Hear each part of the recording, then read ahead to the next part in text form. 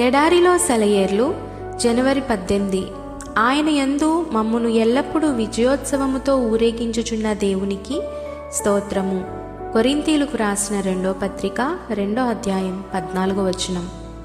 ఓటమిలాగా కనిపించిన పరిస్థితుల్లో దేవుడు ఘన విజయాలనిస్తాడు. చాలాసార్లు శత్రువు కొంతకాలం జయిస్తాడు. దేవుడు చూస్తూ ఊరుకుంటాడు.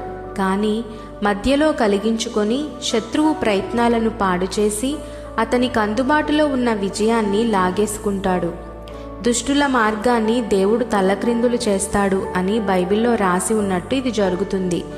ఆ తరువాత మనకి దొరికే ఘన విజయం అంతకు ముందు శత్రువుది పైచేయిగా ఉండకపోయినట్టయితే అంత ఘనంగా కనిపించేది కాదు. 3 యూదా యువకుల్ని మండుతున్న అగ్నిగుండంలోకి పడవేసిన కథ మనకి తెలుసు కదా.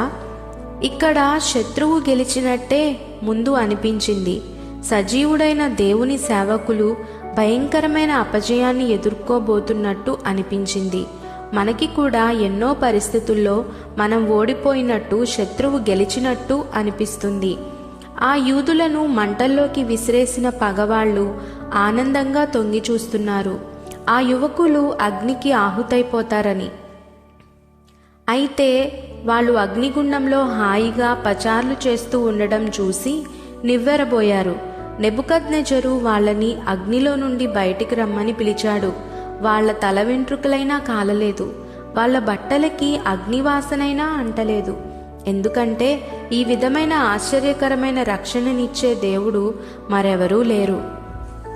అపజయంగా అనిపించినది ఉన్నట్టుండి ఘన విజయంగా మారిపోయింది.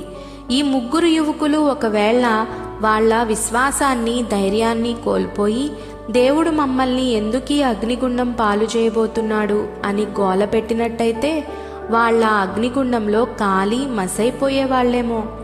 దేవుడికి ఏమీ మహిమ కలిగేది కాదు.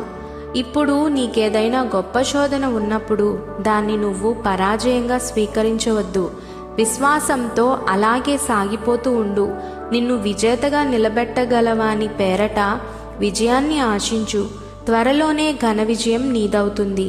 దేవుడు మనల్ని నడిపించే ఇరుకుల్లో, ఇబ్బందుల్లో ఆయన మన విశ్వాసం బహిర్గతమయ్యే అవకాశాలను కల్పిస్తున్నాడు. ఆ విశ్వాసం ద్వారా మనం ఆశీర్వాదకరమైన ఫలితాలను పొంది ఆయనను ప్రస్తుతించాలి. ఆమెన్.